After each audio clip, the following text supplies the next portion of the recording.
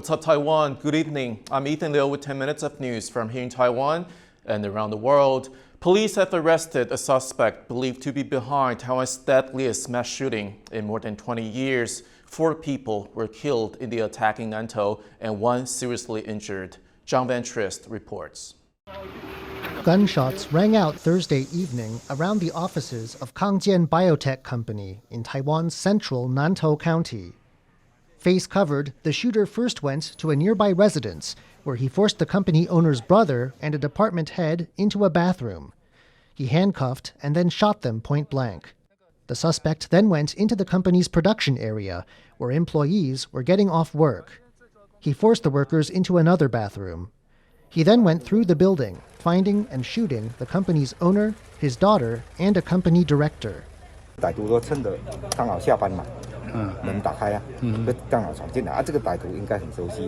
Only the 81-year-old owner survived. He is in a hospital being treated for a gunshot wound to the head and COVID, which he since tested positive for. Police say the suspect was a former employee who was arrested in 2014 for attacking one of the managers with an iron club. Several of the victims had testified in the subsequent trial, in which he was found not guilty of attempted murder.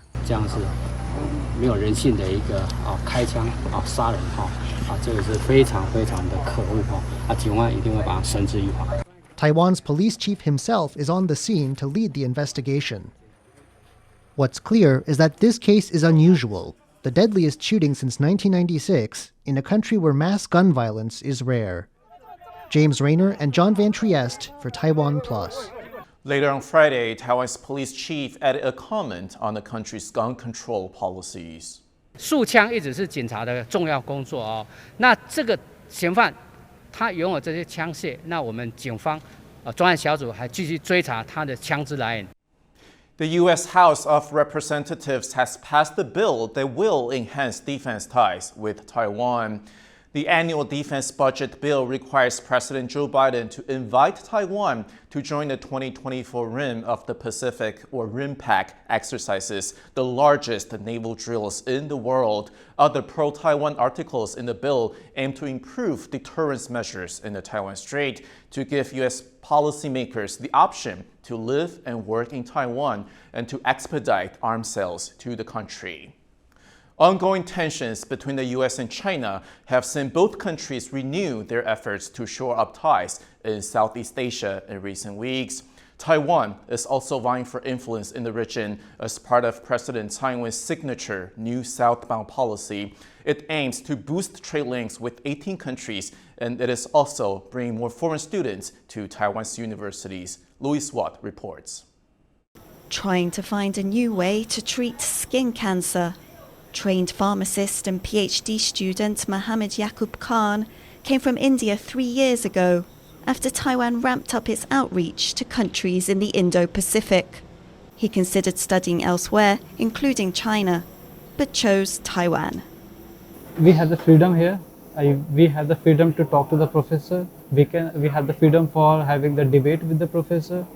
We have the freedom for doing the work in the teamwork. So there is no kind of, you can say, pressure from any kind, from anyone. Khan is one of thousands of Indian students who have come to Taiwan following a soft power and trade push. It's called the new Southbound policy, launched by President Tsai Ing-wen in 2016, soon after she came to power. It's about making Taiwan less dependent on China for trade by increasing trade and deepening relations with other countries. Taiwan is targeting 18 countries in Southeast Asia and South Asia, and as far away as Australia and New Zealand. Its exports to these countries recently hit a record high.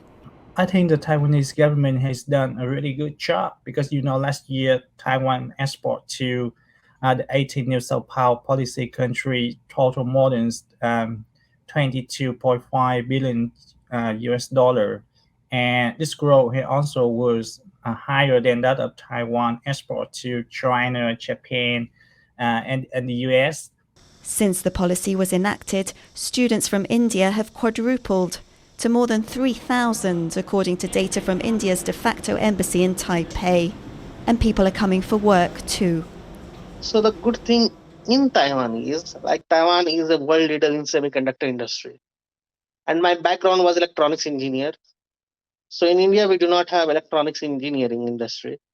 And so Taiwan controls 70% of the world semiconductor manufacturing.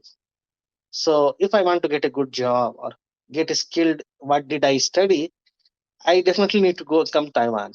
Taiwan's profile in India and in the region has grown as representative offices promote the country as a place to do business with.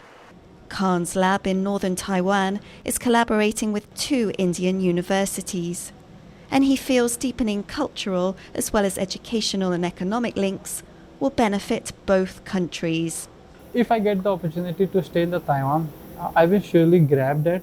And if I don't, I will look for the platform that can join the two technology, the Taiwan and India. Just like I can be work in the university or some industrial group, and from there we can transfer the technology between the India and the Taiwan, so that it will open the door for the new generation.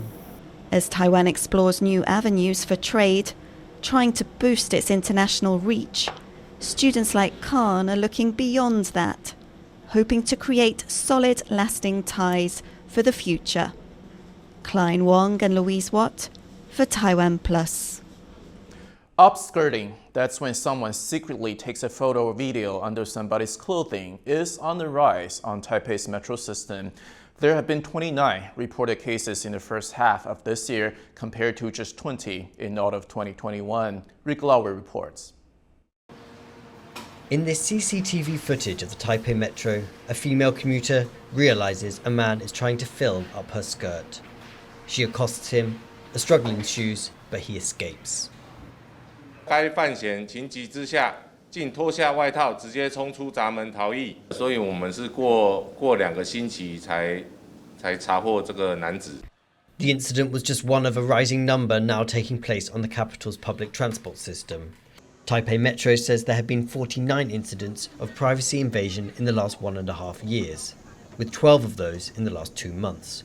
They now make up 20% of all criminal cases on the subway network, and police have issued a warning. 犯罪手法多是利用手扶梯高低差偷拍女性群体风光，遇到偷拍或性骚扰行为，可立即大声呼喊，或请站务人员求助，亦可拨打110报案电话。 This week, a Taipei court sentenced a man to 6 months in jail after he was convicted for such an incident. There's been a push to tackle the harassment faced by women after a lawmaker revealed she had been abused by her partner, and a recent government report revealed the extent of gender-based violence in the country. Taiwan enacted its first anti-stalking law last month, but these escalating cases on Taiwan's busiest public transport system shows more needs to be done to protect women from abuse. Alex Chen and Rick Glauert for TaiwanPlus. Taiwan recorded its first case of community spread of the COVID-19 Omicron subvariant BA.5 on Friday. This comes as the country is removing the need for some people to show a negative PCR test before traveling to the country. The new rule applies to citizens, foreign residents, and transiting passengers. People entering the country will still have to take a test once they arrive and will need to quarantine for 3 days.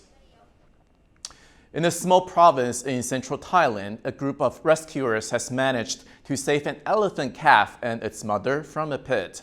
The dramatic events unfolded when the 1-year-old calf fell into the hole and its mother stood by in distress. Rescuers gave the elephant an anesthetic, which caused her to partially fall into the pit. They used the crane to lift her out, and she fainted from the distress. Vets and volunteers then performed CPR, and she was able to return to the wild with her baby, who climbed out of the hole. Thank you for watching What's Up Taiwan. Remember to download the TaiwanPlus app for more stories from Taiwan and around the world. Finally, today we leave you with images of a record-breaking bonfire marking the start of Northern Ireland celebrations for the Battle of Boeing. The bonfire reached almost 62 meters high, making it the world's tallest. I'm Ethan Liu. Take care, and I'll see you next time.